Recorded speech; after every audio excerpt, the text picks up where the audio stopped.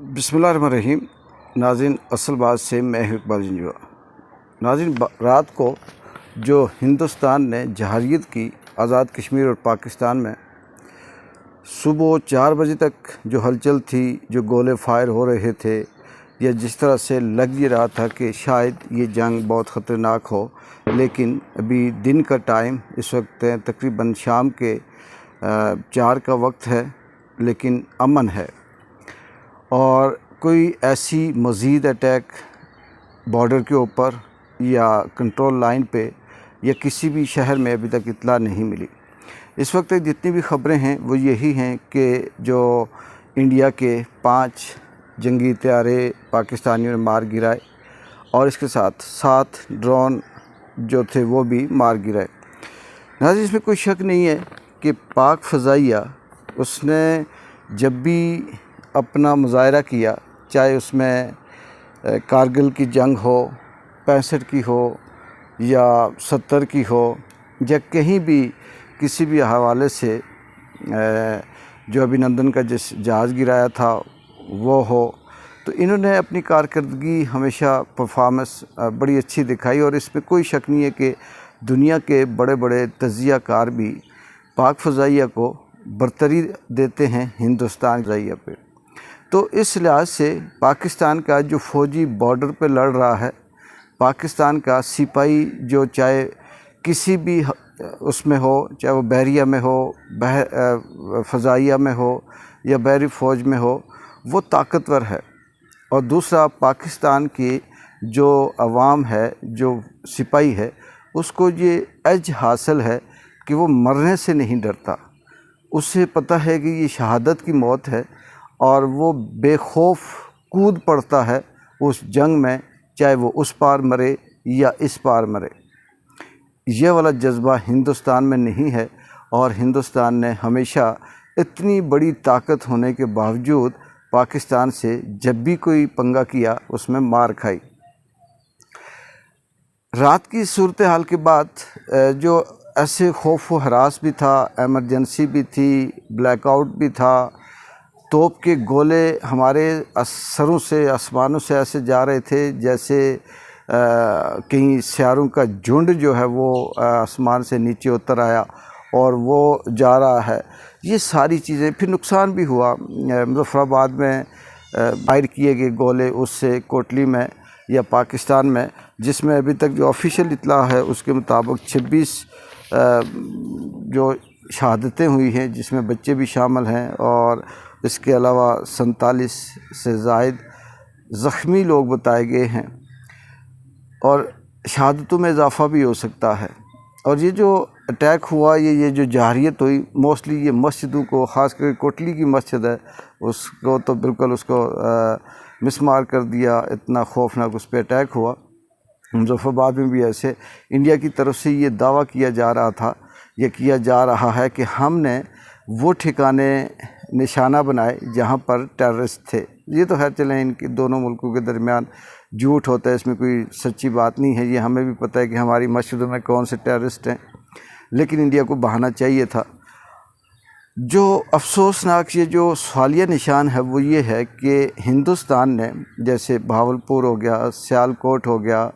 یا پاکستان کے دوسرے 4 مقامات جو ہیں اس کے، ان میں جو انٹرنیشنل بارڈر ہے اس میں گھس کر جو بمباری کی یا جو حملہ کیا، یہ جو خلاف ورزی کی، تو اس کا جواب ہندوستان کو ملنا چاہیے۔ لائن آف کنٹرول تو چلیں کہیں نہ کہیں لگی رہتی ہے، الیکشن جیتنے کے لیے بھی یہ فائر کر دیتے ہیں، اپنے کسی بیانیے کو مضبوط کرنے کے لیے بھی لائن آف کنٹرول کو استعمال کر دیتے ہیں، لیکن وہاں کا جو حملہ ہونا اور اس کے بعد ان کا خاموش ہونا یا پھر اسے اگنور کر دینا، یہ میرے خیال میں کوئی قابل برداشت یا اس طرح سے نہیں ہونا چاہیے۔ اور دوسری بات یہ ہے کہ جو پاکستان نے ہندوستان کے 5 طیارے جو مار گرائے، اس میں انہوں نے، ہندوستان نے بڑی چھپانے کی کوشش کی، مگر سوشل میڈیا نے وہ سارے پول کھول دیے، اور بات وہی میں کل پرسوں بھی کہہ رہا تھا کہ یہ جو پروپیگنڈا وار ہے، یہ اس دور میں بہت کامیاب تھی جب جہاں پر سورس آف انفارمیشن محدود تھا، اور سورس آف انفارمیشن یہی ریلائی کرتا تھا کہ جو کچھ بات کی جائے کسی شخص کے منہ سے سنی جائے تو اسی کو مانا جائے. لیکن اب سورس آف انفارمیشن اوپن ہے. رات کو بھی بہت سے لوگ ایسے تھے جو سوشل میڈیا پہ دیکھتے تھے تو پتہ نہیں کس کس جنگ کے دوران کی ویڈیو بھی اپلوڈ ہو رہی تھی, کون کون سے جہاز گرنے کی بھی اپلوڈ ہو رہی تھی, کہیں کسی اور واقعے کی بھی اپلوڈ ہو رہی تھی. تو مکسچر سا بنا ہوا تھا, اس میں سے سچ اور حقیقت کا الگ کرنا بڑا مشکل تھا. لیکن کہنے کا مطلب کہ سوشل میڈیا نے وہ سارے کھول دیے راز جو ہندوستان چھپانے کی کوشش کر رہا تھا. ہندوستان نے اس آپریشن کو سندور کا نام دیا اور اس پہ بھی بے شمار میمز بنی ہوئی ہیں کہ مانگ میں سندور بھر دیں گے, سندور کا یہ کر دیں گے, وہ کر دیں گے, وہ سب کچھ. پاکستان میں اسی حوالے سے جو ہائی آفیشلز ہے, یہ سلامتی کونسل کہہ لیں یا ملک سلامتی کے حوالے سے جو اجلاس ہوا جس میں آرمی اور سول دونوں طرف سے بیٹھے ہوئے تھے, اس ہائی آفیشل اجلاس کا جو اعلامیہ سامنے آیا اس میں یہ تھا کہ حکومت نے پاک فوج کو مکمل اختیار دے دیا ہے اور وہ جب چاہے فیصلہ کرے اور جس طرح سے چاہے حملہ کرے. تو پاکستان پھر یہ بھی اس میں ہو کہ پاکستان مناسب وقت میں اور مقام کا تعین کر کے جواب دے سکتا ہے. ابھی شہباز شریف صاحب کی 3 بجے کوئی برہم اجلاس بھی ہے اور تقریر بھی ہے, لیکن چلیں خیر اسے کیا بات کریں. تو اس میں جو خاص بات ہے وہ یہ ہے کہ عوام ملک کی قوم کی سلامتی کے لیے کل بھی بارڈر پہ سپاہی کے ساتھ کھڑی تھی, آج بھی بارڈر پہ سپاہی کے ساتھ کھڑی ہے. یہ غلط فہمی ہے کہ عام آدمی کی اور بارڈر پہ لڑنے والے سپاہی کے درمیان کسی قسم کا کوئی اختلاف ہے یا دوری ہے. ایک طرف پورا آزاد کشمیر اور پاکستان جنگ کی حالت میں ہے اور بلیک آؤٹ بھی ہے, ایمرجنسی نافذ ہے, تمام ادارے سرکاری پرائیویٹ ادارے ان میں چھٹیاں ہیں, بند ہیں, بچوں کے پیپر کینسل ہو گئے, اسکول بند ہیں, یونیورسٹیز بند ہیں. لیکن دوسری طرف پاکستان کے اندر جو حکومت کی طرف سے اپیل دائر تھی سپریم کورٹ میں جو 2023 میں تھی, جس میں یہ تھا کہ یہ جو ملٹری کورٹ کے اندر جو 9 مئی کے حوالے سے جو لوگ بند ہیں, جو پاکستان تحریک انصاف سے بھی ان کا تعلق ہے, اس میں عام شہری بھی ہیں, اس میں عام لوگ ہیں, پاکستانی ہیں, وہ بند ہیں. اور اس میں درخواست پہلے سپریم کورٹ نے یہ فیصلہ کیا تھا, ہائی کورٹ نے, کہ یہ ملٹری کورٹ جائز نہیں ہے, اس کو مسترد کیا تھا. لیکن اس کے خلاف حکومت نے جو اپیل دائر کی تھی, آج سپریم کورٹ کے 7 رکنی بینچ نے جو محفوظ فیصلہ تھا 5-2 سے ملٹری ٹرائل کو درست قرار دے دیا. یعنی 7 ججز تھے جس میں سے 5 نے کہا کہ یہ فیصلہ درست ہے, ملٹری ٹرائل ہونا چاہیے, اور 2 نے اس میں اختلافی نوٹ لکھے یا اختلاف کیا. یہ جو فیصلہ تھا یہ جسٹس امین الدین کے نگرانی میں ہوا. سویلین کا ملٹری ٹرائل درست قرار دینا, یہاں پر بہت سے ایسے سوال پیدا ہوتے ہیں ناظرین کہ یہ جو ملٹری کورٹ کے اندر یہ ملٹری ٹرائل ہے, یہ کوئی گلبھوشن جادو نہیں ہے یا یہ انڈیا سے نہیں ہے, اور نہ ہی یہ وہ ہیں جنہوں نے پاکستان کے اندر کسی قسم کی کوئی ملٹری کے حوالے سے یا اس طرح سے خلاف ورزی کی. یہ 9 مئی ہے, یعنی 9 مئی بہت دفعہ عدالتوں میں اڑ چکا ہے, ختم ہو چکا ہے. 9 مئی کے حوالے سے گرفتار بہت سے لوگوں کی ضمانتیں بھی ہوئی ہیں. لیکن یہ اشارہ دیتا ہے, سوال بہت بڑا پیدا ہوتا ہے کہ پاکستان ایک طرف جنگ کی حالت میں ہے اور دوسری طرف وہ ان ہی لوگوں کو بند کر رہا ہے جنہیں ملٹری ٹرائل کے اندر بند رکھا ہے, اور وہ 9 مئی کے اس میں ملوث قرار دیے جا رہے ہیں. 9 مئی کیا ہے یہ سب آپ جانتے ہیں. دوسرا سب سے بڑا نقطہ یہ ہے کہ جنگیں ہمیشہ صرف اور صرف اسلحے کے زور پہ نہیں لڑی جاتی.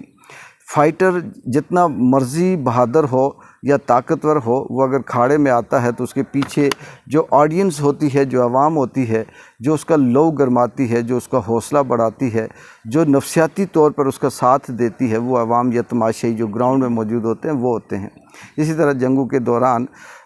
جو اسلحہ ہے, ساز و سامان ہے, یہ اپنی جگہ پہ اہمیت رکھتا ہے. اس کے ساتھ ایکسپرٹس جو ہیں وہ اہمیت رکھتے ہیں. لیکن دوسری طرف یہ بھی بہت خاص بات ہے کہ جنگ لڑنے کے لیے مالی وسائل یا ملک کی جو معیشت ہے وہ مستحکم ہونی چاہیے, اور اس کے ساتھ تیسری جو خاص بات ہے، اس سے پہلے ماضی میں اگر آپ تاریخ اٹھا کر دیکھیں، چاہے وہ 65 کی جنگ ہو، 70 کی جنگ ہو، کارگل کا واقعہ ہو یا کسی اور طرح سے واقعہ ہو جس میں ابھینندن کا جہاز بھی تھا، تو عوام پاکستان کا بچہ اس طرح سے جذبے سے سرشار تھا کہ وہ پاک آرمی کے ساتھ بھی کھڑا تھا، وہ سیول بھی تھا، اور یہاں تک کہ ہر ایک کے ساتھ سامنے یہی تھا کہ ہم ایک ہیں اور ہمارے ساتھ کوئی میلی آنکھ سے دیکھے گا تو ہم اس کا منہ توڑ جواب دیں گے۔ لیکن اس وقت پاکستان کی جو سب سے بڑی عوامی طاقت ہے، پاکستان کا بچہ 90+ جو لوگ جس کی بات کو سنتے ہیں، مانتے ہیں، عمران خان، وہ نہ صرف قید ہے بلکہ اس کے بیانیے پہ پابندی لگا کر اسے بالکل بلیک آؤٹ رکھا ہوا ہے، کسی قسم کی حقیقت اس کے سامنے نہیں ہے۔ یہ بہت بڑی آپ کوشچن کہہ سکتے ہیں اور سوچنے والی بات ہے کہ پھر بات وہی آ جاتی ہے کہ ایسے موقع پہ جب کوئی شخص کسی مشکل میں ہو تو اسے کس طرح سے کون سے لفظوں سے یاد کیا جائے۔ جو میٹنگز اس وقت پاکستان کے فارم 47 والے کر رہے ہیں، یہ جتنی مرضی بھاشن دے دیں، جتنے مرضی تگڑے الفاظ استعمال کر دیں، یہ انڈیا کو الٹ کے پلٹ رکھ دیں، یہ انڈیا کو تہس نہس کر دیں، لیکن ان کی باتیں اتنی ہی بے وزن ہیں جتنی یہ خود بے وزن ہیں، اور ابھی تک اسی طرح سے میم بن رہی ہیں، اسی طرح سے لوگ مذاق اڑا رہے ہیں، اسی طرح سے لوگ ڈیوائیڈ ہیں۔ لیکن اگر یہی بات عمران خان کہے اور وہ ہو تو میں یہ کہتا ہوں کہ پاکستان کی جو فوج ہے، بارڈر پہ لڑنے والا سپاہی تو بعد میں آگے جائے گا، اس سے پہلے پاکستان کا یہ جو عوام ہے، یہ جو لوگ ہیں، یہ خود لڑنے کے لیے چلے جائیں۔ لیکن بدقسمتی بھی ہے، افسوس بھی ہے، اور اس کے پیچھے نہ سمجھ جانے والی وہ اسکرپٹ، وہ کہانی بھی ہے کہ عمران خان سٹل بند ہے، کسی قسم کی اسے ایکسیس نہیں ہے، اور دوسری طرف جنگ کا ماحول ہے۔ دیکھتے ہیں یہ سٹوری، یہ کہانی، یہ معاملہ ابھی ڈیولپنگ ہے کہ آئندہ 24 گھنٹوں میں کیا ہوتا ہے، کیا فیصلہ ہوتا ہے، کیا آج رات پھر ہندوستان حملہ کرے گا، یا پھر اسی طرح سے بیچ میں بڑے بڑے ٹھیکیدار، نمبردار، چودھری، امریکہ، رشیا، چائنا، اس طرح کے سعودیہ، دبئی، یہ بیٹھ کر تو کسی معاملے کو بہتری کی طرف لے جائیں گے، یا پھر اسے امن کی طرف یا روکیں گے۔ یہ آنے والے وقت میں آپ کو اپڈیٹ کریں گے۔ اجازت دیں، اللہ حافظ۔